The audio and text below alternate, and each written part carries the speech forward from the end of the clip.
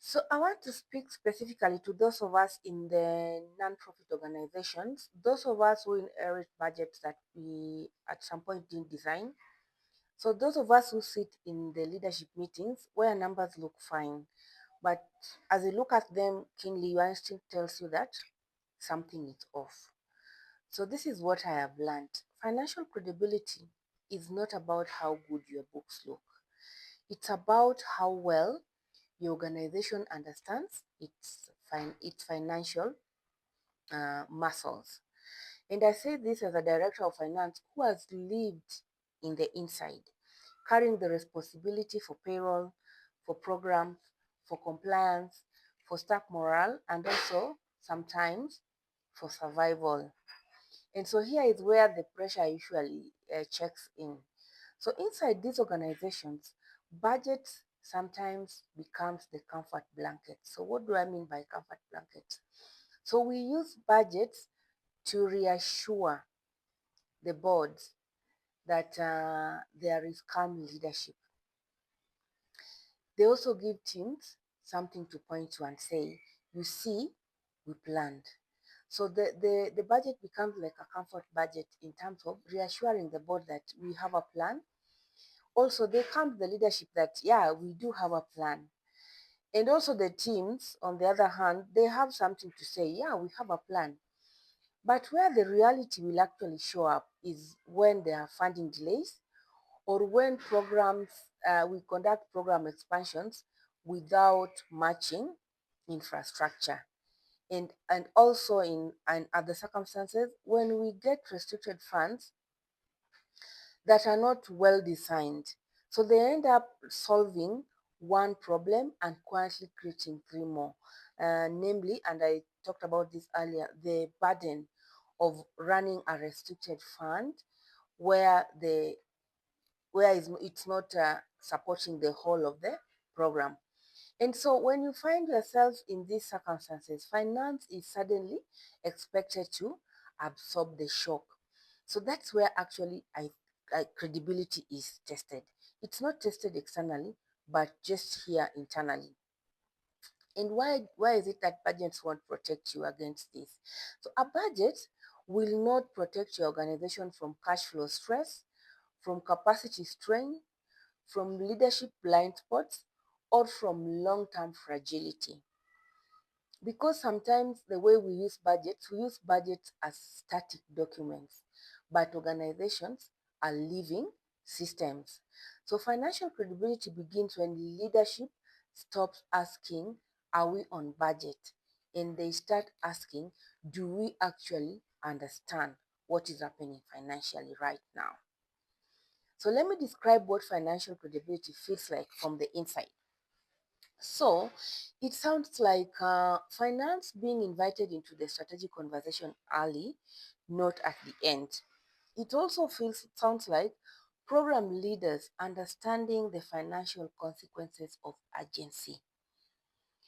The other way that I know credibility feels like is that boards are asking better questions and not just approving figures. And finally, credibility sounds like leaders being able to explain why something costs what it costs. And this is when finance is not seen as blocking progress, but as protecting the organization's future. And for me, that's where now mature organizations set in. It's not just about the mathematics. So when financial credibility is weak, here is what happens internally. Decisions are reactive instead of deliberate.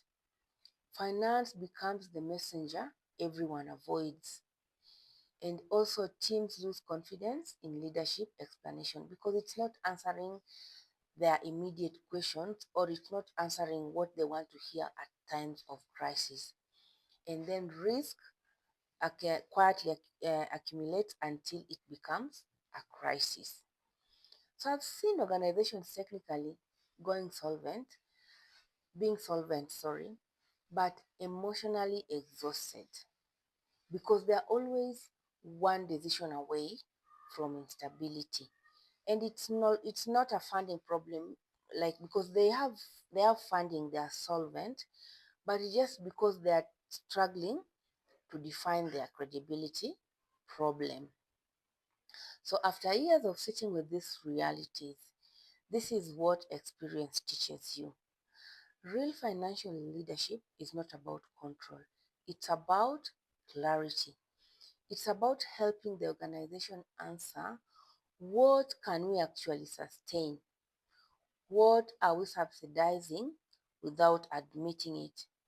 What are we afraid to name financially? Because credibility starts when leadership is willing to say, this works and this doesn't work. So here is my recommendation, especially if you are inside an organization of this nature. Stop treating the budget as the finishing line. Instead, use it as a conversation starter. Interrogate it regularly, let it evolve as reality also evolves. And I give it up to organizations that are actually able to do budget revisions as their implementation changes during the year.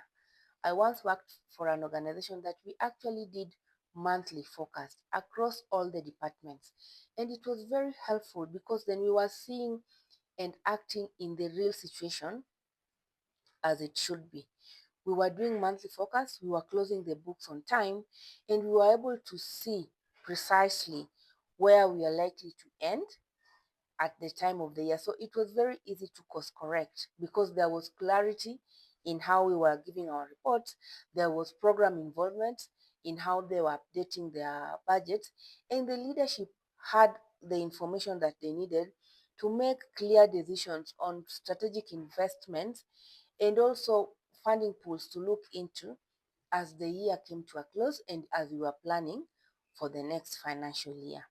So I would recommend that you build financial credibility by making finance a strategic partner, by normalizing honest conversation about trade-offs, and by choosing long-term stability over short-term comfort. Because the strongest nonprofits I've worked with weren't the ones that had the neatest budgets. They were the ones that knew themselves financially and were brave enough to act according to that knowledge. Budgets can help you plan, that's what they're supposed to do. But credibility will help you to survive and lead. And in my subsequent videos, I will be talking about the financial credibility, reporting credibility framework that consists of 4 parts: building financial systems, clarity, internal accountability, reporting excellence, and also sustainability practices. All this wrapped up in a training that I have also made available. And if you want to access the training, you can comment training once you watch this video, and I will give you a link to be able to watch and learn how financial credibility and reporting credibility can be created within an organization regardless of the size. So thank you for listening, and don't forget to subscribe for more learnings like this one. Thank you.